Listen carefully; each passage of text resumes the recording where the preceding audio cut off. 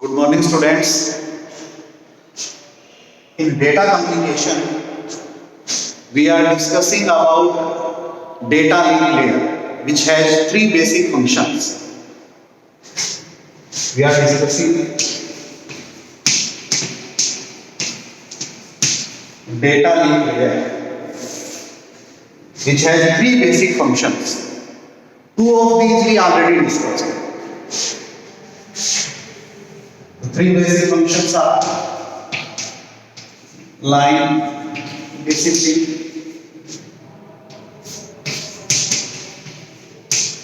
flow control, and last one is error control. These are three basic functions of data link layer. As in our previous videos, we already discussed line discipline, which has two ways. First, for isolated computer, that is enquiry acknowledgement method. Second one for client server architecture, all select. After that, we discussed the flow control. How data can be matched at the sender level and destination, or we can say receiver level. Flow control have two mechanisms, two methods. First one is stop and wait AIQ, yeah, stop and wait protocol. Second one is flight loop. Now we move on error control. आज अपन इसके बारे में पूरा discuss करेंगे, error control के बारे में. Before moving forward on error control, we exactly have to know what is flow control.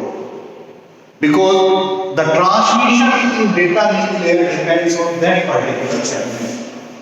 Upon error control की तरफ बढ़े उससे पहले आपको किसका पता होना चाहिए? इसका फ्लो कंट्रोल. रीजन क्या है? बिल्कुल सिंपल है कि फ्लो कंट्रोल डिसाइड करता है कि डेटा कैसे जाता है. अब डेटा जैसे जाएगा वैसे ही एरर होगी उसमें, जिस तरीके से जाएगा उसी तरीके से एरर होगा. So we can say an error control is mainly dependent on flow control mechanism. Error control जो होता है वो किसके ऊपर डिपेंड करता है? अपना flow control mechanism के ऊपर. So we discussed error control. First of all, we will define what is error control. अपन परिभाषित करेंगे कि एरर कंट्रोल होता है. There are two words, error plus control. Control means manage during data transmission from sender to receiver, manage during data transmit in network by data link layer. But what is error? An error means a bug, a mistake which occurs during data transmission. That is error. We can simply define error as a bug or we can say a frame lost, an acknowledgement lost, something like that. Damage of signal, damage of packet, something like that. Error क्या होता है? वो bug होती है. जैसे suppose there is a sender and there is a receiver. It transmits data 01101. So that is data is transmitted to receiver. That particular data, which has 01101, 5 bits, and at receiver level, it receives at suppose 01100. It means the last bit which we transmitted is 1, but here we received it as 0. That is known as error.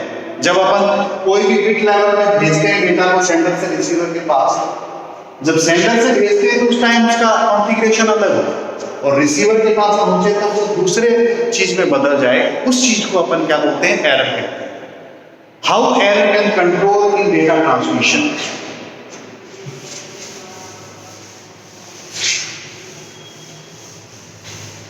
Error control किस तरीके से होती है data transmission?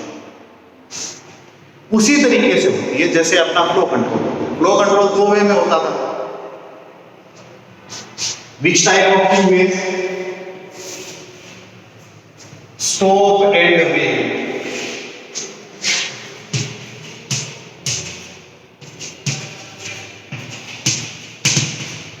And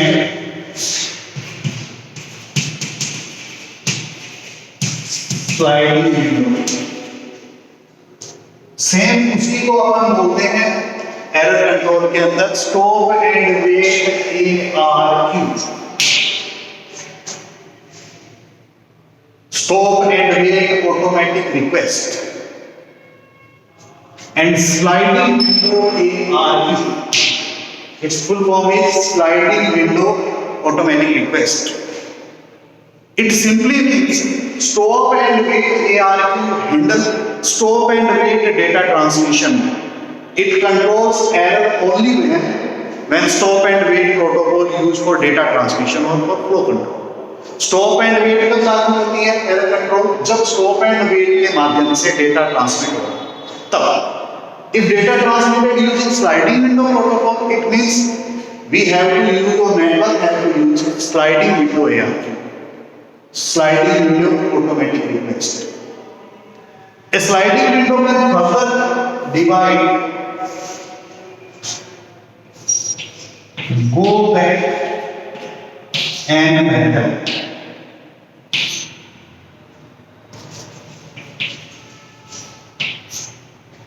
sliding window को अपन दो भागों में तोड़ सकते हैं। First is go back and method and second one is selective visit.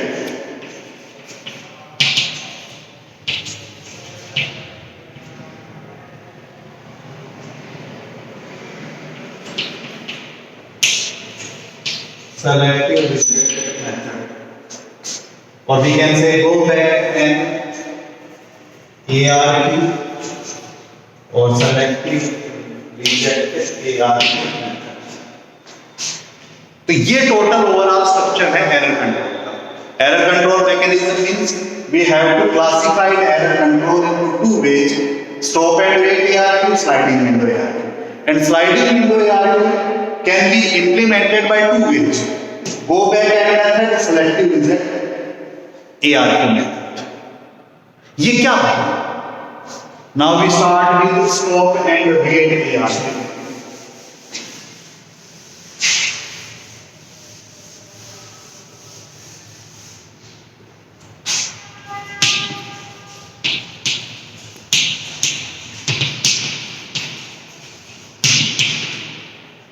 First method of error control is stop and wait ARQ.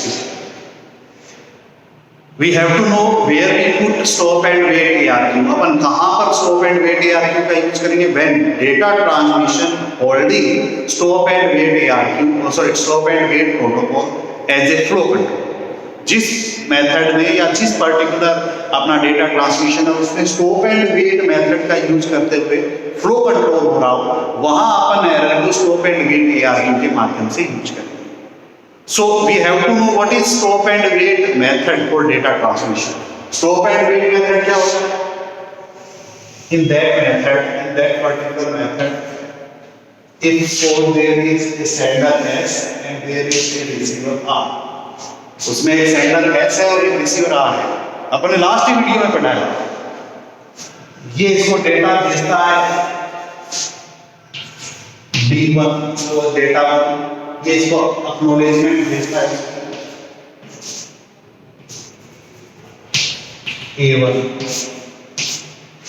मैंने शॉर्ट फॉर्म में लिखा है sender S transmit data first packet of data as D1 and after successfully accessing data one at receiver end, receiver again transmit its acknowledgement at A1, then it transmit to D2,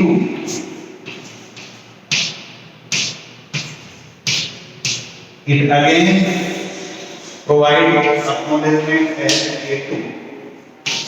This process is going on and on and on.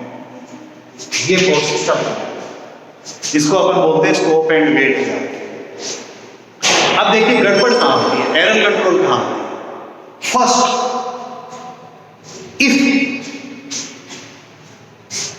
if S transmit data to R, it means sender transmit data to receiver and it is lost during data transmission.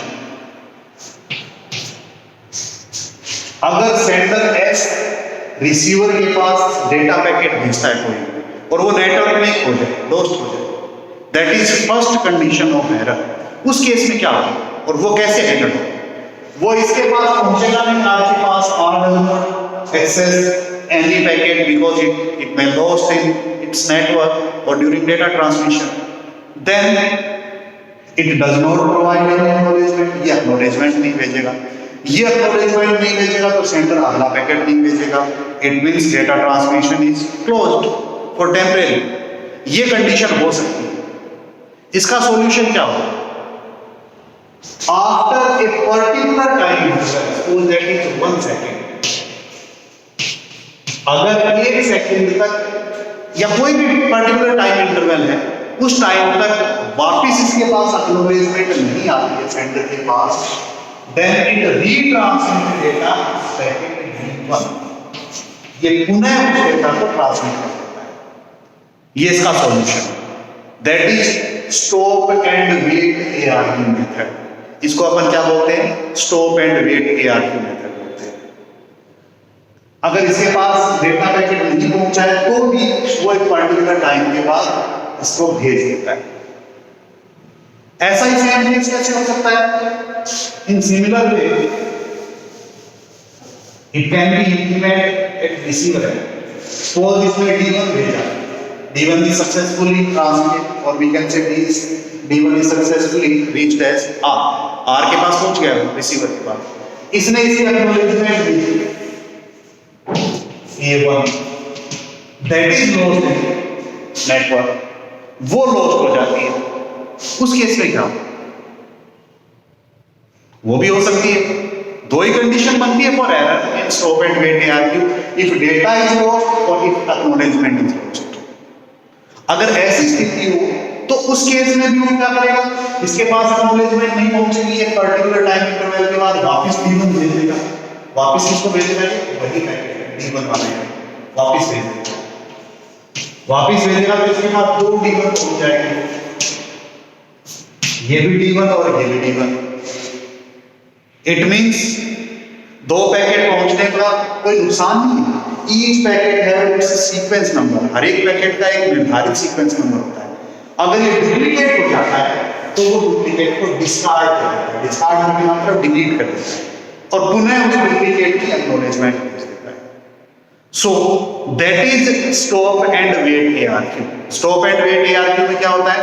अगर data load हो जाता है तो भी एक particular time interval के बाद, after a particular time interval, if data packet is lost, sender again retransmit that particular data packet. On the other hand, if acknowledgement is lost, then it must, or we can say it again retransmit data packet again. But on that particular method, D1 or we can say data 1 or that particular packet can be duplicated at receiver. Then receiver must discard that particular sequence number packet and again retransmit its acknowledgement. दोबारा इसके acknowledgement भेज देता है। ये इसका stop and wait ARQ का फंडा है। If we are using or if network is using sliding window protocol, then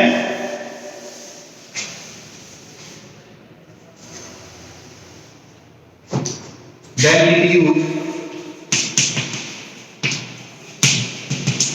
sliding window ARQ, sliding window automatic request. तब ये स्लाइडिंग विंडो ऑटोमेटिक रिक्वेस्ट को यूज करता है। स्लाइडिंग विंडो क्या होता था? In that particular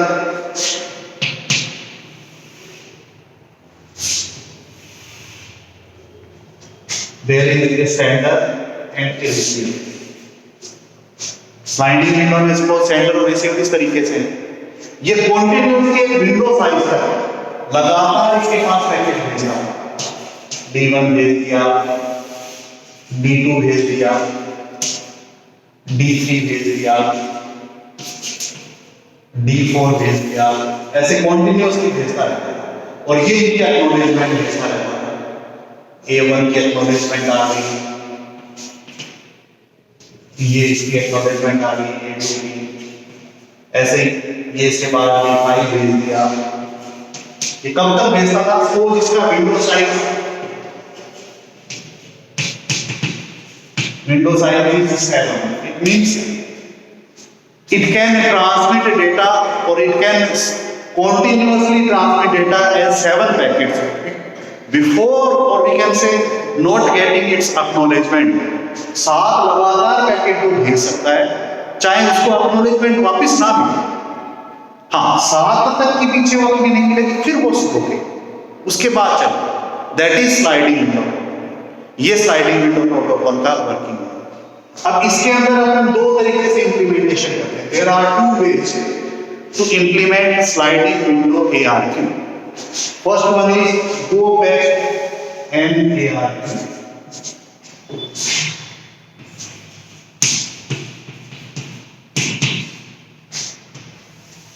Go back and ARQ. Go back and ARQ. What is go back and ARQ?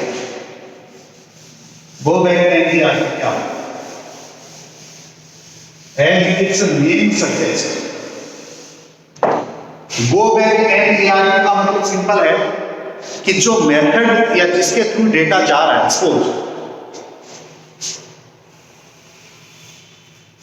समझिए इसको, इसने D1 भेजा, D2 भेजा, D3 भेजा, D4 भेजा, D5, suppose, and it provided acknowledgement. Suppose that it does not get D3, D3 is lost, D3 क्या हो जाता है? lost हो जाता है, नेटवर्क के अंदर कहीं खो गया, सपोज करते हैं। उस केस में क्या होगा? इसने D2 तक एक्नॉलेजमेंट भेज दी, उसके बाद D4 आया, it received D1, D2 and D4। जैसे ही रिसीव करेगा,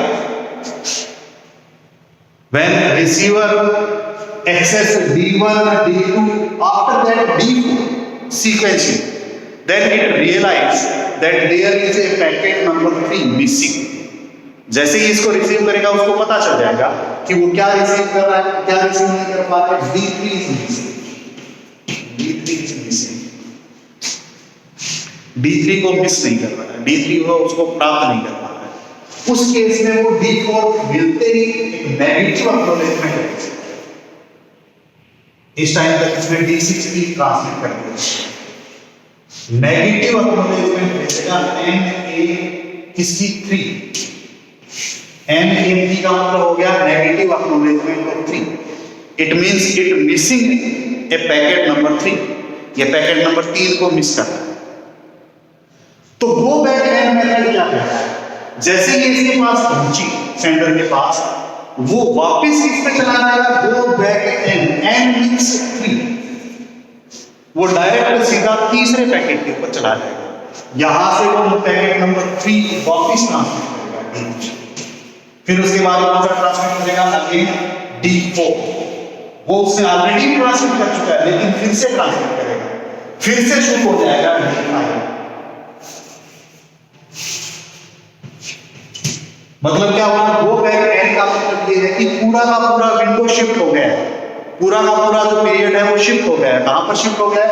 वापिस जो नेगेटिव एक्नॉलेजमेंट थी वहां पर शिफ्ट हो गया। That is go back and method. ये अपना क्या कहलाता है? गो back and method. Similar case कहां पर होता है? जब एक्नॉलेजमेंट ना पहुंचे, दैट इज ऑल्सो पॉसिबल। तो एक्नॉलेजमेंट नहीं पहुंचती है तो भी वो क्या करता है? एक पर्टिकुलर टाइम के बाद टाइम आउट हो जाता है। जैसे एक्नॉलेजमेंट नहीं पहुंची तो मान के चलो कि उसके पास D3 नहीं पहुंची, D4 की पहुंच गई। D4 की पहुंचने के बाद क्या हुआ? वो जैसे ही यहाँ पर D4 की एक्नॉलेजमेंट पहुंची, ये समझता है कि D3 की इसके पास एक्नॉलेजमेंट नहीं है। It also recognise at sender level, then it continuously start with D3, D4, D5, so on, इस तरीके से लगातार चलता रहता है। मतलब फिर से वही जो रूटीन के अंदर जिसकी नहीं पहुंची है उस पैकेट से शुरू होता है और उस विंडो को पूरे को वापस से सेंड करता है। इसको अपन बोलते हैं go back N method. There is a huge drawback of go back N method. आपको देखते ही समझ में आ रहा है इसका एक बहुत बड़ा ड्रॉबैक है। क्या ड्रॉबैक है? We simply know that retransmission of data is higher. Retransmission rate of data is higher. जैसे ही गो बैक एन होता है इसका मतलब रीट्रांसमिशन जो होता है वो बहुत हाई हो जाता है। मतलब एक नेगेटिव एक्नॉलेजमेंट के कारण पूरा एक विंडो वेस्ट हो रहा है। इसके पास ये पहुंच चुका है D4, D5 और D6 और फिर से इसके पास D3, D4, D5 और D6 को यहाँ तक पहुंचा। तो यहां से यहां तक का जो टाइम है वो दोनों का वेस्ट हो रहा है, at sender level and at receiver level. Both has drawbacks. So it means that huge drawback can matter a lot in data transmission. In data transmission scenario, data transmission speed, इन दोनों के अंदर ये बहुत ज्यादा matter करता है। तो उसको अलग करने के लिए या उसको अपन ये कह सकते हैं कम करने के लिए या उसको रिड्यूस करने के लिए next strategy number B is implemented, that is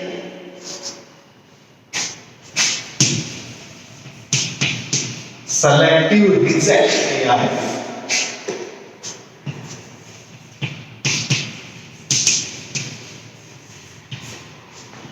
that is selective reject किया है।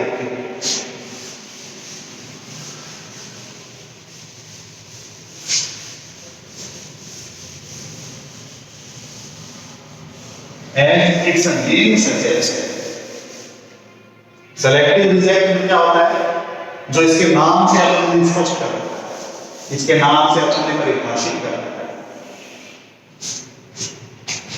सेलेक्टिव रिजेक्ट इट मींस जो data packet particularly negative acknowledgement के साथ आया है सिर्फ वही ट्रांसफर किया है, not all sequence of its flow. उस पूरे को करने की आवश्यकता नहीं है, उस पूरे को भेजने की आवश्यकता नहीं है। It is hard to implement, इसको लागू करना मुश्किल है। क्यों है? क्योंकि अपने पास डेटा जो होता है वो एक पूरा विंडो के अंदर होता है, स्लाइडिंग विंडो के अंदर होता है।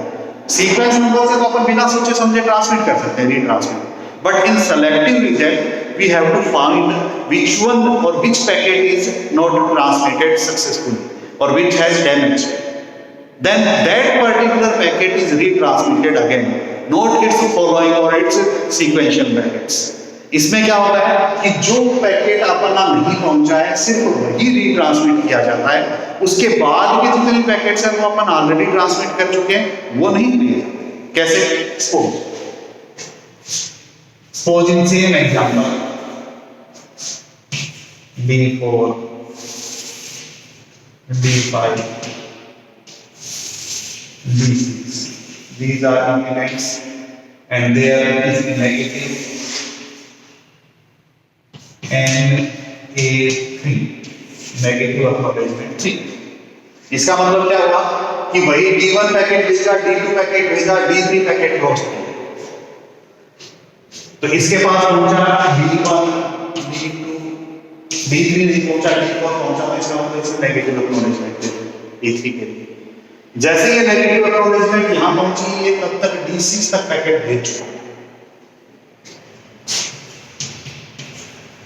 After that, it retransmitted packet number 3, means D3. D3 को ट्रांसमिट करेगा, ये D3 इसके पास नहीं है।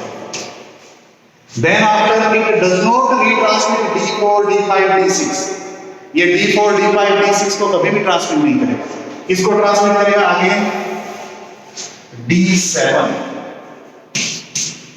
मतलब D4, D5, D6 के बाद D3 सिर्फ वही ट्रांसमिट किया जिसकी नेगेटिव एक्नॉलेजमेंट पहुंची है, which is selectively reject, जो selectively reject है।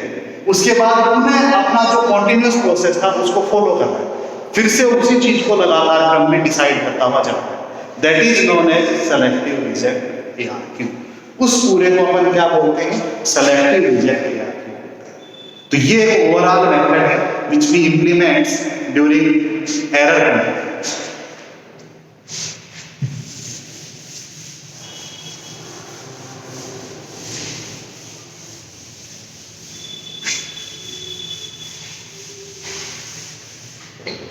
So today we discussed error control mechanism, or we can say last working or last functioning of data link layer, that is error control. Error control based on flow control, which has two mechanisms. Number one is stop and wait ARQ. Second one is sliding window ARQ. Both are implements as different level in data communication. इसमें ये error control जो topic है, that is most important concern about exam point of view, that is most effectively, और we can say that is most important topic of this particular. So you must prepare that topic. तो आपको ये वाला topic बहुत अच्छे से तैयार. अगर कोई इसमें गड़बड़ होती है, कुछ समझ में नहीं आता है, then you can ask me, message me और कमेंट मी. Thank you.